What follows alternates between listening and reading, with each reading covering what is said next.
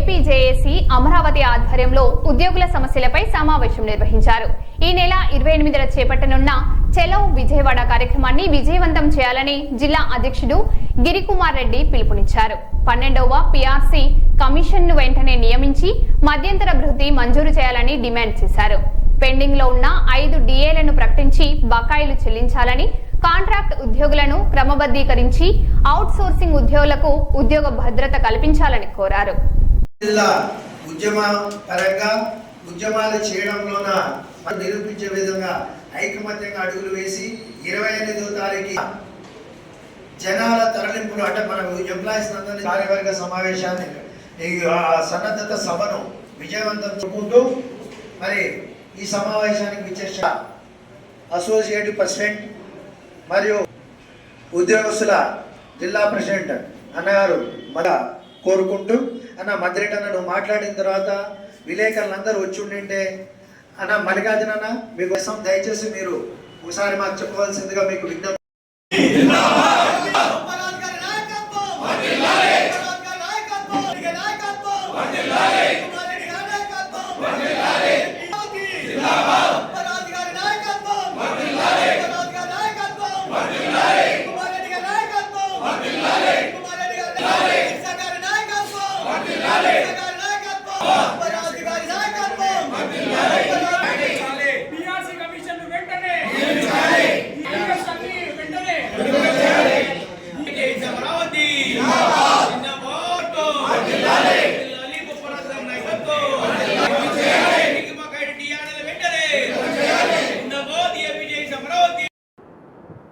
ఏ విధంగానూ 2 సంవత్సరాల పాటు కర్నూలు జిల్లాలోని ఉద్యోగస్తులందరికీ వేదిక మీద నుంచి ఒకటే పిలుపునిచ్చాం.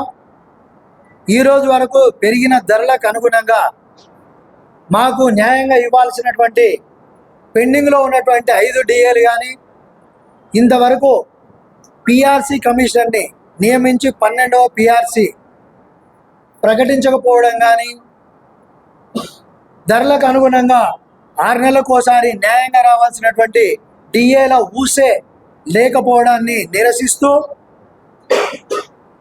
ఉద్యోగస్తుల పట్ల మరి అలసత్వం వహిస్తున్నటువంటి ప్రభుత్వాన్ని ప్రశ్నించే విధంగా ఈరోజు ఏపీజేఏసీ అమరావతి మరి భుజానకెత్తుకుంది బాధ్యతను. ఈ బాధ్యతను అంటే 28వ తారీఖు బొప్పరాజు గారు బసవపున్నటువంటి ఆడిటోరియంలో మరి ప్రభుత్వాన్ని అల్టిమేటం సభగా దీన్ని వర్ణిస్తూ ఉన్నాం. ఆ రోజే డెడ్ లైన్ 28 వరకు డెడ్ లైన్ ఇచ్చారు. మరి గతంలో మేము ఏదైనా ఉద్యమానికి వెళ్తామని ఏపీజేఏసీ అమరావతి బొప్పరాజు గారి ఆధ్వర్యంలో చిన్న నిరసన కార్యక్రమాలు, చిన్న మీటింగులు జరుపుతూనే ఆ రోజు మంత్రివర్గ ఉపసంఘం చర్చలకు ఆహ్వానించి మేము ఉద్యోగస్తుల పట్ల సానుకూల దృక్పథంతో ఉన్నాం. ఉద్యోగస్తులకు అన్ని చేయాలని ఆలోచన చేస్తున్నటువంటి తరుణంలో మీరు ఉద్యమానికి వెళ్ళే దిశగా అడుగులు వేస్తున్నారు, ఇది మంచి పద్ధతి కాదు అని చెప్పినప్పుడు సరే అని చెప్పి మొదటి ఉద్యమ సభను, సన్నద్ధత సభను శ్రీకాకుళంలో ప్రకటించాల్సి ఉన్నప్పటికీ మంత్రులు ఇచ్చినటువంటి మంత్రివర్గ ఉపసంఘం ఇచ్చినటువంటి హామీ మేరకు ఆ రోజు వాయిదా వేయడం జరిగింది. వాయిదా వేసి మంత్రివర్గ ఉపసంఘంతో చర్చలకు వెళ్ళడం, చర్చలలో స్పష్టంగా రాజీ లేని ధోరణిలో కొన్ని ఇప్పుడు ఇస్తాం, కొన్ని అప్పుడు ఇస్తాం అంటే లేదు. ఇప్పటికే 2 సంవత్సరాల పాటు కాలయాపన జరిగింది. మీరు ఏ విధంగానూ స్పష్టత ఇవ్వకపోతే మేము మరి ఉద్యోగస్తులలోకి వెళ్ళలేని గందరగోళ పరిస్థితులు నెలకొన్నాయని ఆ రోజే బొప్పరాజు గారు స్పష్టంగా మంత్రివర్గ ఉపసంఘానికి చెప్పడం. కానీ మంత్రివర్గ ఉపసంఘం ఆ రోజు ఏమి హామీ ఇచ్చిందంటే, మీరు ఏదైతే డిమాండ్లు మా ముందు ఉంచారో వీటన్నిటినీ గౌరవ ముఖ్యమంత్రి వర్యులతో ఖచ్చితంగా చర్చించి ఉద్యోగస్తులకు ఒక సానుకూల ఫలితాన్ని రాబట్టి పెద్ద మొత్తంలో ప్రయోజనాలు చేకూర్చే విధంగా మేము కృషి చేస్తామన్న ఇచ్చినటువంటి మాటను ఈ రోజు వరకు కూడా ఏ దశలోనూ నిలబెట్టుకున్నటువంటి పరిస్థితి కనబడలేదు.